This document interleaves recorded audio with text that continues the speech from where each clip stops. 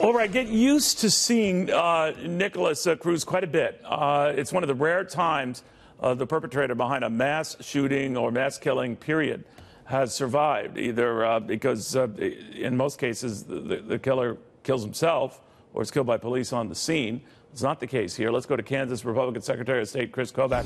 You know, Chris, this is something that's going to be, in people's faces for months, if not longer.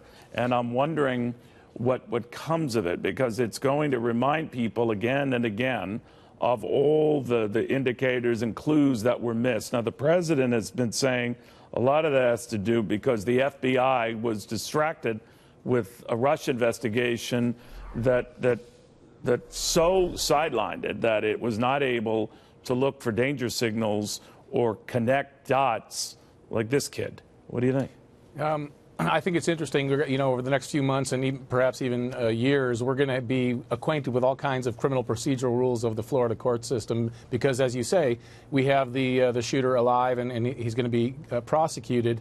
I do think you're right also that it's going to keep the subject in the public discussion, too. So in addition to the actual trial of Cruz, we're also going to have lots of discussion about the clues that the FBI missed. And, to me, those missed clues, you also have the local authorities who responded to calls and encountered Cruz, I believe, 20 times. And, what it says to me is, look, we as a society cannot rely on government to always get it right. In other words, we can't assume that law enforcement will always be able to put two and two together and stop these things from happening. Why can't they share that information, right? I know this is not the first time we've gotten indications that either the police were not able to share that with the FBI or FBI with police. The police, to defend themselves, say, well, that wouldn't be our job to tell the FBI about something like this. But the back and forth on this is sounding very familiar with the Patriot Day bombings in Boston, where the FBI was following the Tsarnaev brothers, but apparently local police didn't know.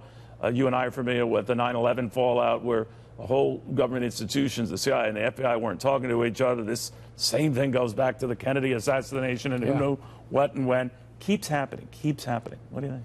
Well, I think, the very nature, the very culture of law enforcement agencies is to not speak publicly about things, and the normal protocols in most situations are that you keep things quiet, keep things secret. But it is disturbing the way we have silos, not even just between local government and the federal government, but within the federal government itself, where inevitably it seems like one bureaucracy is not talking to another bureaucracy, or one law enforcement entity is not calling the other.